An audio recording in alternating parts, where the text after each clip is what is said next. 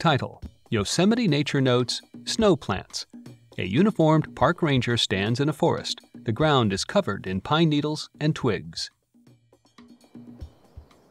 We're in the Mariposa Grove of giant sequoias in Yosemite National Park, and we are on a quest for, well, I guess my favorite plant, the snow plant. It's the only totally red, scarlet red plant that we're gonna find. It looks like a neon red psychedelic asparagus. The snow plants are between 6 and 12 inches high. They are roughly conical with long strap-like fronds that curl around each other. When the plant is flowering, the mass of fronds is topped by a tapering cluster of tiny flowers. A bee pokes its head and body into a flower, then flies over to another flower. In time-lapse footage, several snow plants grow out of the ground, pushing aside leaves and pine needles as they sprout. A hummingbird hovers and darts to and from a snow plant. On-screen text introduces Eric Westerland, Park Ranger, and Allison Colwell, Park Botanist.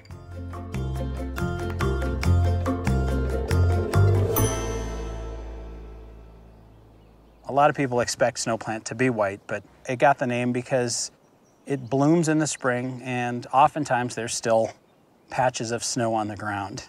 Sometimes it's emerging near or erupting right through.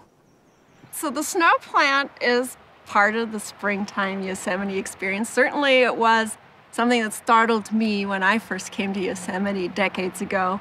That's one of the aha moments for visitors. The thing that causes the brake lights to come on in these spots is, what did I just see? What was that bright red thing alongside the road? I saw them many years ago in Yosemite and hadn't seen them since, and I've been kind of looking for them as we drive along in the woods. And boom, there was like a whole grove of them, and they're just like popping up out of the pine needles and everything. And I thought, well, maybe they're a mushroom. It's just like it's so out of place.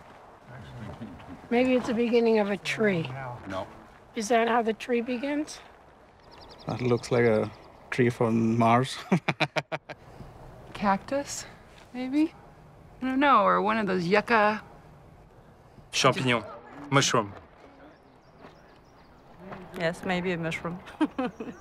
You know, some botanists call them fungus flowers because they do look like fungus. And of course, I think what people are getting at is the fact that this does not look like your typical plant. Obviously, there is a color missing from these plants, and that is the powerful green. And the obvious question is, well, if it's not photosynthesizing, how is it getting its food? And the short answer is they're stealing it. People might be a little shocked to know that these are the cheaters of the plant world. They're parasites on the fungi in the soil. The two prominent groups that have acquired the parasitic lifestyle are the heather family and the orchid family. So within a few hundred yards of here, we have both snow plant, we have pine drops. They're both heather family parasites. And nearby, there's also coral root, a parasitic orchid. There's also phantom orchid, brilliantly white orchid plant. All four of those species are connected to the fungi in the soil, and through the fungi are receiving the sugars that they need from the surrounding forest trees. From my perspective, this is brilliant. This is another way to make a living, if you will. So in that respect, kudos to the snow plant here. You found another way to exploit the system. The snow plants and their ilk, it's fun to think of them as this cheater of the system. They're taking and not giving back. But it's also an evolutionary strategy where they managed to survive in a shadowy forest community where not a whole lot else can survive. What they are doing is contributing to our biodiversity, to the forest interest, to the animal species that are using them for nectar and pollen. There's not a whole lot blooming in here right now that would sustain a hummingbird besides these snow plants. One of the greatest natural history moments in life hummingbirds are dancing around these flowers. And that is one dance you do not want to miss. A tiny hummingbird hovers near a snow plant, its flapping wings a barely visible blur. Its body is iridescent green with a brown belly, and its head is black with shifting shades of red. The hummingbird's long, narrow beak pokes into one red flower, then another.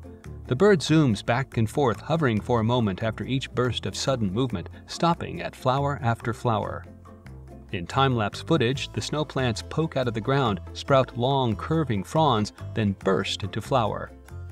Next to a heavily trafficked forest trail, a solitary snow plant stands out on the otherwise flat and dull-colored ground. Tourists slow and stop to observe and photograph the plant. In time-lapse and still photos, snow plants grow and flower in various parts of the park, including high up in the mountains overlooking the valley.